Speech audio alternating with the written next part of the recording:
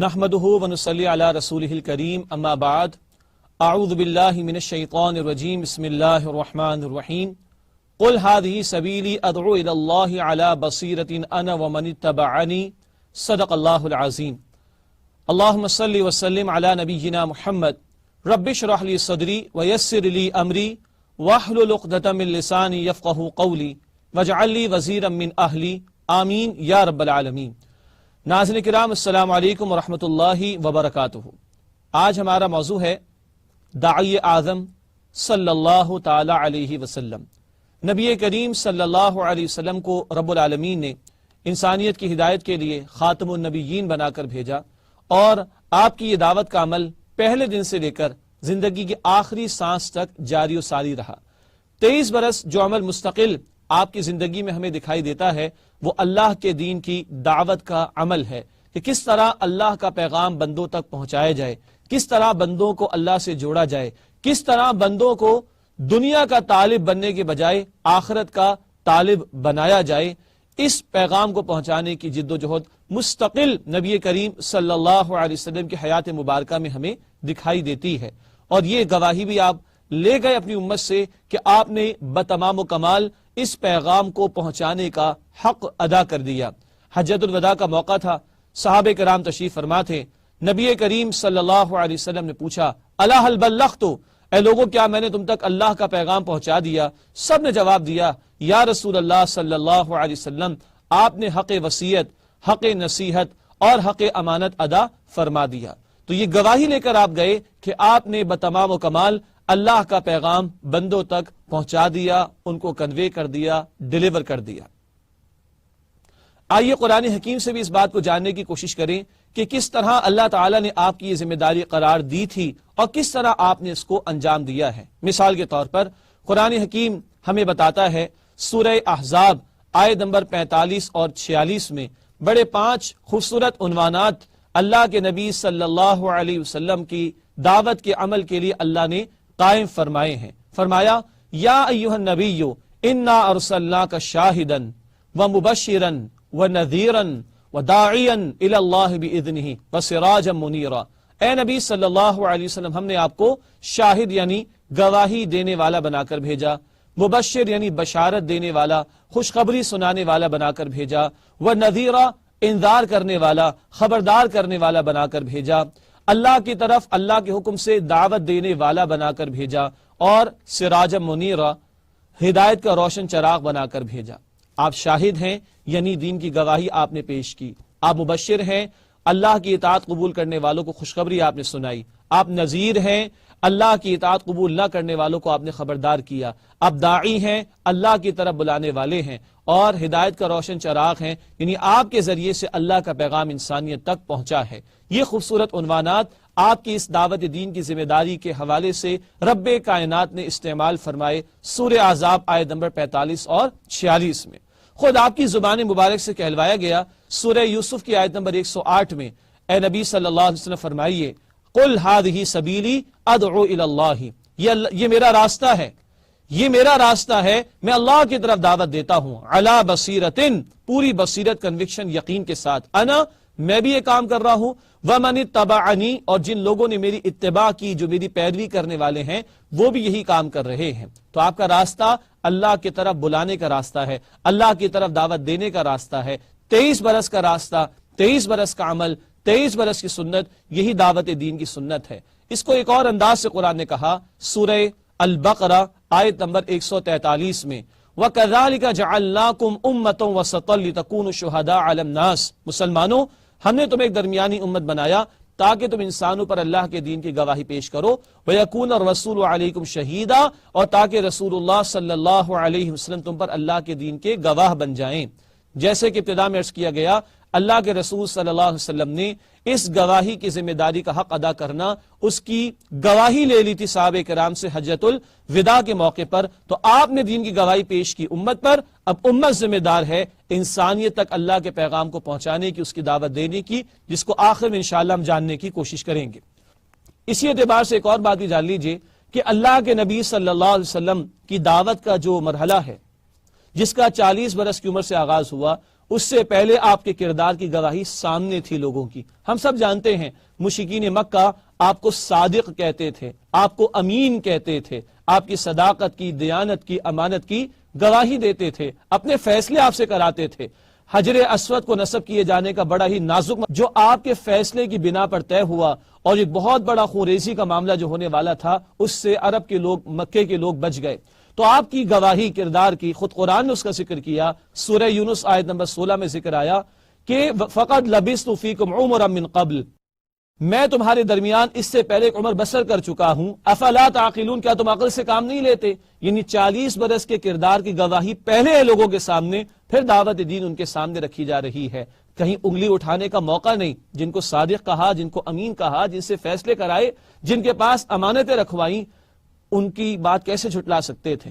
ہر دھرم ہی ہوگا جس نے جھٹلایا ہوگا, جیسے کہ کچھ جھٹلانے والے تھے, مگر کردار کی گواہی پہلے ہے اور دعوت کا عمل بعد میں ہے. نقطہ ہمارے لیے یہ ہے کہ آج اکثر و بیشتر ہم بھی اب دین کی دعوت کا کام کرتے ہیں تو ایک بہت بڑی رکاوٹ خود ہمارا کردار بن جاتا ہے. ہماری بد عملی, ہماری بد کرداری لوگوں کو دین سے دور کرنے یا دعوت دین میں رکاوٹ ڈالنے کا ذریعہ بن جاتی ہے, جبکہ تقاضا یہ ہے کہ ہمارا قول اور ہمارا فعل اس میں مطابقت ہونی چاہیے, اس میں تضاد نہیں ہونا چاہیے. قرآن کہتا ہے سورہ الصف آیت نمبر 2 اور 3 میں, لما تقولون ما لا تفعلون, کیوں وہ بات کہتے ہو جو تم کرتے نہیں.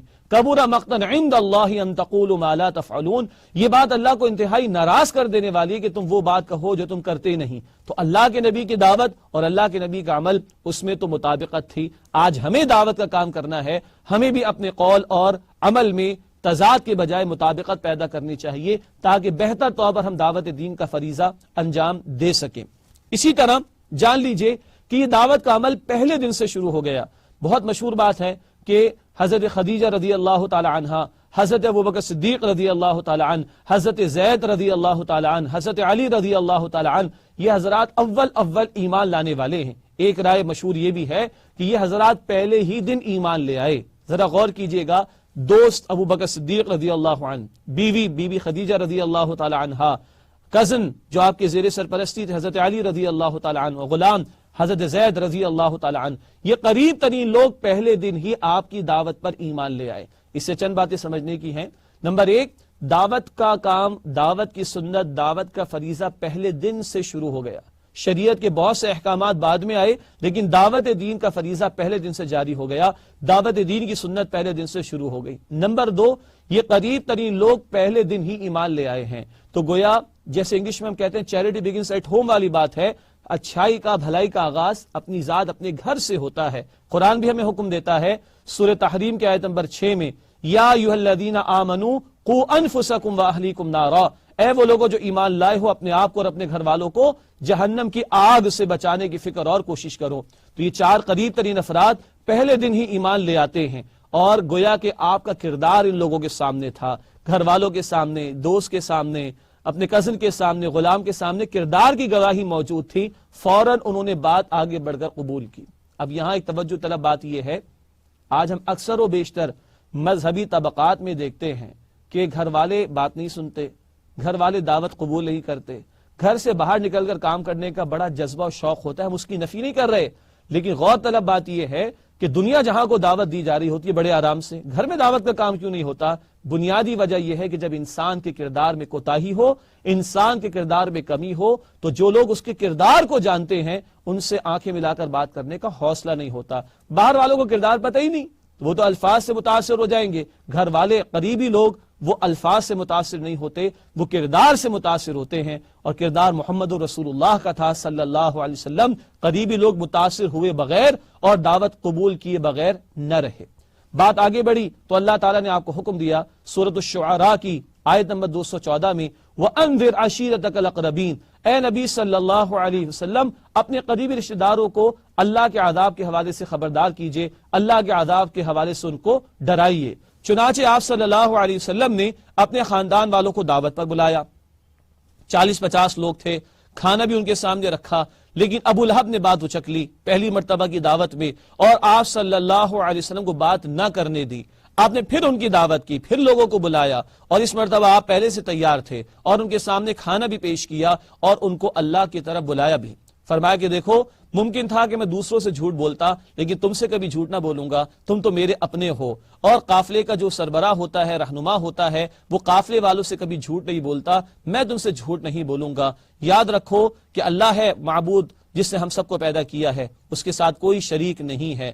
یہ زندگی عارضی اور فانی ہے، ہم جیسے روزانہ سوتے ہیں اسی طرح ہمیں موت آئے گی، جیسے روزانہ صبح ہم بیدار ہوتے ہیں اسی طرح دوبارہ ہمیں زندگی دی جائے گی، پھر ہمیشہ ہمیشہ کی جنت ہے یا ہمیشہ ہمیشہ کا عذاب کا معاملہ ہے۔ کسی اور موقع پر آپ نے گھر والوں سے کہا، اے فاطمہ محمد صلی اللہ علیہ وسلم کی بیٹی، بیٹا اپنے آپ کو جہنم کی آگ سے بچاؤ۔ اے صفیہ محمد صلی اللہ علیہ وسلم کی پھوپھی، اپنے آپ کو جہنم کی آگ سے بچاؤ۔ ایک ایک کا نام لے کر کہا، گھر والوں کو پکارا، خاندان والوں کو پکارا، اللہ کی طرف دعوت دی، اللہ کے عذاب سے ان کو خبردار کیا۔ آج ہم غور کریں، ہم اپنے گھر والوں سے کیا محبت کرتے؟ جواب کیا آئے گا؟ یقیناً محبت کرتے ہیں۔ کیا اپنے پیاروں سے محبت کرتے ہیں؟ بالکل کرتے ہیں۔ کیا اپنے پیاروں میں سے کسی کا پیارا سا ہاتھ چولہے کی آگ میں جلتا ہوا دیکھنا پسند کریں گے؟ بہت عجیب مثال ہے نا، بالکل پسند نہیں کریں گے۔ تو کیا جہنم کی آگ کی طرف تو میں یا میرے گھر والے نہیں جا رہے؟ جہنم کی آگ کی طرف میں یا میرے رشتہ دار تو نہیں جا رہے؟ اللہ کے نبی نے گھر والوں کو بھی پکارا، ان کو بھی دعوت دی۔ اللہ کے نبی نے خاندان والوں کو بھی پکارا، ان کو بھی دعوت دی۔ اللہ کے نبی نے دیگر رشتہ داروں کو بھی پکارا، ان کو بھی دعوت دی۔ یہ داعی اعظم ہیں محمد صلی اللہ علیہ وسلم، انہوں نے جو ترتیب عطا فرمائی وہی مبارک ترتیب ہے، اسی کے تقاضوں پر ہمیں بھی آج عمل کرنا ہے۔ اپنے آپ کو بھی دعوت دینی ہے، اپنے گھر والوں کو بھی دعوت دینی ہے، اپنے رشتہ داروں کو بھی دینی ہے، اپنے خاندان والوں کو بھی دینی ہے، اپنے دوست احباب کو بھی دینی ہے، اپنے کولیگز کو بھی دینی ہے، اپنے پڑوسیوں کو بھی دینی ہے، ملنے جلنے والوں کو بھی دینی ہے۔ اللہ ہمیں اس کی توفیق عطا فرمائے۔ بات خاندان تک رکی نہیں، رب کا حکم آ گیا، فاصدع بما تؤمر وَأَعْرِضْ عَنِ الْمُشْرِكِينَ۔ اے نبی صلی اللہ علیہ وسلم، جو حکم آپ کو دیا گیا اب علی الاعلان اس کو آپ بیان فرمائیے۔ مکہ مکرمہ کے ابتدائی 3 سال آپ انفرادی طور پر 1 to 1 بیسس پر دعوت دیا کرتے تھے، لیکن جب اللہ کا یہ حکم آیا تو آپ نے اعلانیہ تبلیغ شروع کر دی۔ کوہ صفا پر کھڑے ہوئے، کوہ صفا جہاں اب سعی کی جاتی ہے، اب تو خیر وہ ماربل وہاں پر بڑے خوبصورت لگے، اس زمانے میں پہاڑی صفا مروا کی ہوا کرتی تھی۔ تو کوہ صفا پر آپ کھڑے ہوئے۔ عربوں کا یہ انداز تھا، جب کسی کو خطرے سے آگاہ کرنا ہوتا تھا یا کسی حملہ آور کے حوالے سے لوگوں کو خبردار کرنا ہوتا تھا تو وہ صبح کے وقت کوہ صفا پر کھڑا ہوتا، وا صباحا کا نعرہ لگاتا اور معاذ اللہ برہنہ بھی ہوتا تاکہ لوگ متوجہ ہوں کہ بات کیا ہے، اور پھر لوگوں کو وہ بات بتائی جاتی کہ جس کا خطرہ محسوس ہوتا۔ اللہ کے نبی صلی اللہ علیہ وسلم وہیں کھڑے ہوئے، صبح کے وقت کھڑے ہوئے، وا صباحا کا نعرہ لگایا، مگر معاذ اللہ جو وہ برہنہ ہونے کا تصور ان لوگوں کے تھا، اللہ کے نبی کیسے کر سکتے تھے؟ اس سے ایک اور بات معلوم ہوئی، ہر دور میں دعوت دین کا کام تو جاری رہے گا، ہر دور کے جو ذرائع دستیاب ہوں گے، جو مینز اور ٹیکنیکس دستیاب ہوں گی، ان کو استعمال کیا جائے گا، مگر اس میں سے شر کا پہلو، خلاف شریعت کوئی پہلو ہے تو اس کو ہمیں نظر انداز کرنا ہوگا، اس کو ہمیں ترک کرنا ہوگا، اس کو ہمیں چھوڑ دینا ہوگا۔ تو اللہ کے نبی صلی اللہ علیہ وسلم کوئی صفا پر کھڑے ہوئے اور کہا کہ اگر میں تمہیں کہوں کہ پہاڑ کے دوسری طرف سے ایک حملہ آور ہونے والا لشکر آ رہا ہے، کیا تم میری بات کو مانو گے؟ سب نے کہا بالکل آپ کی بات کو مانیں گے، آپ تو صادق ہیں۔ لیکن آپ صلی اللہ علیہ وسلم نے بتایا، پھر میں تمہیں خبردار کرتا ہوں اللہ کے عذاب سے، ایک اللہ وحدہ لا شریک کو مانو، بتوں کی پوجا پاٹ کو چھوڑ دو اور آخرت کی فکر کرو، تمہیں مرنا اور مرنے کے بعد تمہیں دوبارہ زندگی ملے گی اور اپنا حساب کتاب تمہیں پیش کرنا ہوگا۔ اللہ کے رسول صلی اللہ علیہ وسلم کا یہ کہنا تھا، ابو لہب کھڑا ہو گیا، چچا ہے آپ کا، رشتہ دار ہے آپ کا، پڑوسی ہے آپ کا، لیکن اس نے کہا کہ تب لک لہذا جمعتنا، استغفر اللہ۔ تو ابو لہب نے کہا کہ اے محمد تیرے ہاتھ ٹوٹ جائیں، تو نے اس کام کے لیے ہمیں جمع کیا، استغفر اللہ۔ اللہ تعالیٰ کو یہ بات پسند آئی اور اللہ تعالیٰ نے قیامت تک کے لیے الفاظ قرآن میں نقل فرما دیے، تبت یدا ابی لہب وتب، ابو لہب کے ہاتھ ٹوٹ جائیں، وہ ہلاک و برباد ہو جائے۔ دشمنان دین کا یہ انجام بھی ہوگا، لیکن دعوت دین کا کام کرنے والوں کو دعوت دین کا عمل جاری رکھنا چاہیے۔ گھر سے بھی مخالفت آ سکتی ہے، جیسے کہ ابو لہب نے مخالفت کی، لیکن اللہ کے رسول صلی اللہ علیہ وسلم نے اپنا کام جاری رکھا۔ اس کے بعد تو ایک دھن ہے جو آپ صلی اللہ علیہ وسلم پر سوار ہو گئی، آپ ہر وقت کبھی ادھر کبھی ادھر اس کے پاس دعوت دین کا کام لے کر پہنچتے ہیں۔ کبھی آپ بلال کے پاس جاتے ہیں، بلال جو چکی پیستے ہیں رضی اللہ تعالی عنہ، اور اللہ کے رسول جا کر فرماتے ہیں کہ بلال چکی پیستے پیستے تمہارے ہاتھ تھک گئے ہوں گے، تم کچھ آرام کر لو، میں تمہاری چکی پیس دیتا ہوں۔ اللہ اکبر، ذرا غور کیجئے بلال پر کتنا ظلم و ستم ہوتا ہوگا ان کے مالک کی طرف سے، لیکن یہ کردار اللہ کے رسول کا، کیوں نہ بلال نے ایمان قبول کرنا تھا، کیوں نہ بلال نے ایمان لانا تھا، اور کیوں نہ ایمان لانے کے بعد جان دینے کو قربان ہونا تھا، مگر ایمان چھوڑنے کو تیار نہ ہونا تھا، یہ ہے بلال رضی اللہ تعالیٰ عنہ، اور یہ محمد رسول اللہ صلی اللہ علیہ وسلم، ان کا اخلاق اور کردار۔ ایک شدید طوفانی بارش والی رات تھی اور رات کی تاریکی تھی۔ ابو جہل کہتا ہے میرا دروازہ کسی نے کھٹکھٹایا، نوک کیا، میں نے سوچا کہ کوئی بہت ہی ضرورت مند آدمی ہوگا جو اس وقت میرے دروازے پر آیا ہے، ورنہ ایسی حالت میں کون نکلتا ہے گھر سے۔ اور وہ کہتے ہیں کہ جب میں نے دروازہ کھولا تو سامنے محمد الرسول اللہ صلی اللہ علیہ وسلم کھڑے تھے۔ ذرا غور کیجئے، یہ وہ شخص ہے جو دشمن نمبر 1 یا دشمن نمبر 2 آپ اس کو کہہ لیجئے۔ اگر ابو لہب کو دشمن نمبر 1 کہے تو ابو جہل کو دشمن نمبر 2 کہہ لیجئے، جس کو اللہ کے نبی صلی اللہ علیہ وسلم نے بدر کے موقع پر کہا جب یہ قتل ہوا تو فرمایا کہ اس امت کا فرعون قتل ہوا ہے۔ غور کیجئے گا، اس کے دروازے پر محمد صلی اللہ علیہ وسلم موجود ہیں دعوت پہنچانے کے لیے۔ ایک ایک کے گھر پر گئے ہیں، دشمنوں کے گھر پر گئے ہیں، مخالفین کے گھر پر گئے ہیں۔ کیا آج ہم اپنے اپنوں کے گھر پہ بھی جاتے ہیں؟ اپنے اپنوں کو بھی دعوت دیتے ہیں؟ اپنے اپنوں کو بھی دین کی طرف لانے کی کوشش کرتے ہیں؟ غور کیجئے۔ اور تو اور اللہ کے نبی صلی اللہ علیہ وسلم دشمنوں کے لیے دعا کرتے ہیں، بہت مشہور دعا ہے نا، یا اللہ، یہ عمر بن حشام، یہ ابو جہل کا نام ہے، یا اللہ عمر بن حشام یا عمر بن خطاب رضی اللہ عنہ، دونوں میں سے کسی ایک کو اسلام کی توفیق عطا فرما دے، دونوں میں سے کسی ایک کو اسلام کی توفیق عطا فرما کر اسلام کو عزت عطا فرما دے۔ عمر بن خطاب کے لیے قبول ہو گئی رضی اللہ تعالی عنہ، عمر بن حشام کے لیے قبول نہ ہوئی، وہ قتل ہوا۔ لیکن دعا کس کے لیے؟ دشمنوں کی ہدایت کے لیے۔ کیا آج ہم اپنے لیے بھی دعا کرتے ہیں؟ اپنے گھر والوں کی ہدایت کے لیے دعا کرتے ہیں، اپنی بیوی بچوں کی ہدایت کے لیے دعا کرتے ہیں، اپنے ماں باپ کے لیے دعا کرتے ہیں، اپنے بہن بھائیوں کے لیے دعا کرتے ہیں، اپنے دوستوں کے لیے دعا کرتے ہیں، وہاں دشمنوں کے لیے دعا کر رہے ہیں۔ داعی اعظم محمد صلی اللہ علیہ وسلم، کیا ہم اپنے اپنوں کے لیے بھی ہدایت کی دعا کرتے ہیں یا نہیں کرتے؟ پھر اللہ کے رسول کھڑے ہوئے، یعنی کھڑے ہی رہے، جیسے کہ قرآن نے کہا تھا سورہ المدثر میں، قم فانذر، اے نبی کھڑے ہو جائیے اور خبردار کیجئے لوگوں کو اللہ کے عذاب سے۔ 23 برس تک آپ کھڑے رہے، استقامت کے ساتھ ڈٹے رہے، مستقل دعوت پہنچاتے رہے۔ کبھی بازاروں میں جا رہے ہیں، وہاں بڑے بڑے بازار لگتے تھے، عکاظ وغیرہ جیسے بازار، کبھی بازاروں میں جا رہے ہیں، اپنی بات کر کے واپس آ گئے۔ ہمیں بھی آج جہاں جانے کا موقع ملے اپنی بات رکھیں، شر کی باتوں میں شامل نہ ہو، واپس آ جائیں۔ کبھی اللہ کے نبی صلی اللہ علیہ وسلم مختلف قافلے آتے، ان کے پاس جاتے ہیں، کبھی حج کا سیزن ہوتا ہے، حجاج کے پاس جاتے ہیں، کبھی دشمنان دین کے دروازوں پر جاتے ہیں، کبھی کسی کے گھر پر جاتے ہیں، کبھی بازاروں کے اندر، کبھی مسجد حرام میں، اور کبھی کعبے کے پاس، کبھی حجاج کے پاس۔ آپ صلی اللہ تعالی علیہ وسلم مستقل آپ پر ایک دھن سوار تھی، اور مستقلاً انفرادی طور پر بھی، اجتماعی طور پر بھی لوگوں تک اللہ سبحانہ و تعالی کی دعوت پہنچاتے رہے۔ لیکن غور کیجئے، کیا یہ معاملہ ایسے ہی ٹھنڈے ٹھنڈے چلتا رہا اور لوگ کیا برداشت کرتے رہے؟ قطعاً نہیں۔ قتال کا معاملہ، جنگ کا معاملہ تو مدنی دور میں ہوا، لیکن مخالفت کا معاملہ، محاذ آرائی کا معاملہ، پرسیکیوشن کا معاملہ، وہ تو مکی دور میں بھی ہوا ہے۔ نبی کریم صلی اللہ علیہ وسلم ہی کی مثال لیجئے، جب آپ صلی اللہ علیہ وسلم نے دعوت حق کا نعرہ بلند کیا ہے تو مخالفتیں آنا شروع ہو گئیں۔ قرآن کا بیان ہے، لوگوں نے آپ کو مجنون کہا، لوگوں نے آپ کو دیوانہ کہا، لوگوں نے آپ کو جادوگر کہا، لوگوں نے آپ کو کذاب یعنی جھوٹا کہا۔ استغفر اللہ، استغفر اللہ۔ آپ سوچئے، وہ ذات جس کے کردار کی گواہی رب العالمین نے دی ہے، اور یہی مخالفین ان کو صادق اور امین مانتے تھے، ان محمد صلی اللہ علیہ وسلم کے کردار پر انگلی اٹھانے کا کوئی موقع نہیں، ان کو اتنا کچھ لوگوں نے کہا ہے۔ کیا میرا اور آپ کا کردار ایسا ہے کہ جس پہ انگلی نہ اٹھائی جا سکے؟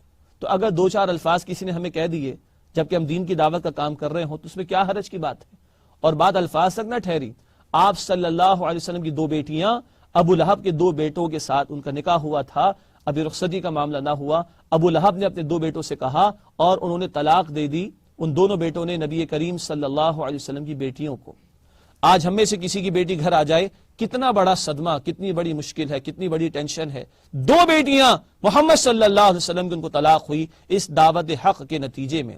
کبھی آپ کے راستوں میں کانٹے بچھائے گئے، کبھی شاعروں نے الفاظ سے ہجو کی، آپ کی شان میں گستاخی کی، کبھی آپ کے اوپر کامنٹس پاس کیے گئے، کبھی آپ سجدے میں ہیں بیت اللہ کے نزدیک اور آپ کے پورے وجود پر اونٹ کی گندی اوجڑی اور گندگی لا کر ڈال دی گئی، اور مکے کے سردار ایک دوسرے کو دیکھ کر ہنستے رہے، کونیاں مارتے رہے کہ کیا آج گندگی ہم نے محمد کے ساتھ کی ہے صلی اللہ علیہ وسلم۔ آپ اپنے گھر میں ہوتے تو تاک تاک کر، چھوٹی چھوٹی منڈیریں گھروں کی ہوتی تھی، وہاں سے بکری کی بچہ دانی اور گندگی آپ پر پھینکی جاتی تھی۔ آپ کے گھر میں ہنڈیاں پک رہی ہوتی تھی تو اس میں تاک کر بکری کی بچہ دانی اور گندگی کو ڈال دیا جاتا تھا کہ گھر والے کھانا بھی نہ کھا سکیں۔ یہ سب کچھ گزرا ہے نبی کریم صلی اللہ تعالی علیہ وسلم کے ساتھ۔ ابو لہب آپ کے پیچھے پیچھے لگا رہتا تھا، جہاں جہاں آپ دعوت پیش کرتے لوگوں سے کہتا کہ یہ بے دین آدمی ہے، اس کی بات کو قبول نہ کرنا۔ استغفر اللہ استغفر اللہ، کائنات کی اس عظیم ترین ہستی کے ساتھ یہ سب کچھ ہوا ہے، مگر آپ پر تو دھن سوار تھی۔ رب کا پیغام پہنچانا ہے، رکنا نہیں ہے، کھڑے ہی رہنا ہے، بڑھتے ہی چلے جانا ہے۔ مکے والوں کو چھوڑ کر آپ طائف کی گلیوں میں بھی گئے ہیں، یہ واقعہ ہم سب کو یاد ہے۔ اس کائنات کی عظیم ترین ہستی محمد کریم صلی اللہ علیہ وسلم، ان کو لوگوں نے کہا اللہ کو ایک یتیم ملا اپنی رسالت کے لیے، اللہ کو کوئی مالدار آدمی نہیں ملا، طائف یا مکے کا کوئی مالدار شخص اس کو اللہ نے رسول نہ بنایا، تم ہمارے پاس سے چلے جاؤ۔ استغفر اللہ، بات الفاظ تک محدود نہ رہی، آپ کے جسم اطہر پر نشانے لے لے کر پتھر برسائے گئے، آپ کے ٹخنے مبارک کے نشانے لے لے کر پتھر برسائے گئے، یہاں تک کہ خون بہا ہے تو نالین مبارک خون سے بھر گئے ہیں، اور اس کے بعد آپ کے جسم اطہر کو طائف کی سنگریز گلیوں میں گھسیٹا بھی گیا ہے، لیکن آپ نے بددعا نہ دی، بلکہ جب آپ کو ہوش آیا تو کہا یا اللہ یہ لوگ تو نادان ہیں، ان کو معلوم نہیں ہے، ممکن ہے آئندہ ان میں سے کچھ لوگ ایمان قبول کر لیں۔ اور یہ ثقیف قبیلہ تھا طائف میں، یاد رکھیے گا محمد بن قاسم رحمۃ اللہ علیہ اسی ثقیف قبیلے سے تعلق رکھتے تھے، جن کے ذریعے سے سندھ میں اسلام الحمدللہ داخل ہوا تھا۔ یہ سب کچھ گزری اللہ کے رسول صلی اللہ علیہ وسلم پر، لیکن آپ نے سب کو برداشت کیا، قرآن کی دعوت آپ پھیلاتے رہے، ابو جہل کو بھی سنایا تو قرآن سنایا، ایک ایک مجمع میں سنایا تو قرآن سنایا، خطبات دیے تو قرآن سنایا، مشرکین مکہ کے سردار ڈائلاگ کے لیے آتے تو قرآن سنایا، طائف سے واپس آئے۔ حد یہ ہے کہ جنات کی جماعت کو اللہ نے بھیج دیا، سورہ احقاف کے آخری رکوع میں ذکر آتا ہے، ان کو بھی سنوایا تو اللہ تعالیٰ نے اپنے رسول صلی اللہ علیہ وسلم کے ذریعے قرآن سنوایا۔ ناظرین کرام، وقت تو نہیں میرے پاس، لیکن اتنی بات تو طے ہے، یہ 23 برس کی سنت ہے، دعوت دین کی سنت۔ ہمارے یہاں شریعت کے بہت سے احکامات میں کچھ انفرادی سطح پر یا کچھ مائنیوٹ سی باتوں میں، ضمنی باتوں میں اختلافات ہیں کہ یہ سنت ہے کہ نہیں ہے، لیکن دعوت دین کی سنت ایسی ہے کہ پہلے دن سے لے کے آخری دن تک جاری رہی۔ پہلے ہی دن 4 لوگ ایمان لے آئے، قریب ترین ایمان لے آئے، یہ دعوت کا فریضہ شروع ہوا، اور حجۃ الوداع کا عظیم مجمع کھڑا ہے، اور آپ نے فرمایا کہ فَلْيُبَلِّغِ الشَّاهِدُ الْغَائِبُ، آج جو تم میں سے لوگ یہاں موجود ہیں اس پیغام کو ان لوگوں تک پہنچا دیں جو یہاں پر موجود نہیں۔ اب یہ ذمہ داری اس امت کے کاندھوں پر ہے۔ ابتداءً سورۃ البقرہ آیت 143 آپ کی خدمت میں پیش کی گئی، اس کا ترجمہ رکھا گیا، مسلمانوں تمہیں ہم نے درمیانی امت بنایا تاکہ تم انسانوں پر اللہ کے دین کی گواہی پیش کرو، اور نبی صلی اللہ علیہ وسلم تم پر اللہ کے دین کی گواہی پیش کر دیں۔ اللہ کے رسول پیش کر گئے، 23 برس لگا گئے، دین حق کی گواہی دے گئے، اب یہ میرے اور آپ کے کاندھوں پر ہے کہ انسانیت تک اللہ کے پیغام کو پہنچائیں، جس کام کے لیے اس امت کو برپا کیا گیا۔ قرآن نے کہا سورہ آل عمران آیت نمبر 110 میں، کنتم خیر امۃ اخرجت للناس تأمرون بالمعروف وتنہون عن المنکر، تم بہترین امت ہو جنہیں انسانوں کے لیے پیدا کیا گیا، تم نیکی کا حکم دو گے اور بدی سے روکو گے۔ آخر میں دعا سنیے، اللہ کے رسول کی دعا ترمذی شریف میں ہے، آپ نے فرمایا اللہ ہر اس بندے کو خوش و خرم رکھے، تر و تازہ رکھے جو مجھ سے کوئی بات سنے اور من و عن بالکل اسی طرح دوسروں تک پہنچا دے۔ آئیے قرآن کی 6236 آیات ہیں، سینکڑوں ہزاروں احادیث ہیں، ان کو پہنچا سکتے ہیں میں اور آپ۔ اللہ کے رسول نے فرمایا بخاری شریف کی حدیث میں، بلغوا عنی ولو آیتن، ایک آیت بھی آتی ہے تو پہنچا دو اس کو۔ آئیے میں اور آپ ہمارے اس فریضے کو ادا کریں جو داعی اعظم محمد رسول اللہ صلی اللہ علیہ وسلم کی 23 برس کی سنت ہے، اللہ کے بندوں تک اللہ کا پیغام پہنچانا، اللہ کے دین کی ان کو دعوت دینا۔ اللہ ہم سب کو اس کی توفیق عطا فرمائے۔ وآخر دعوانا ان الحمد للہ رب العالمین۔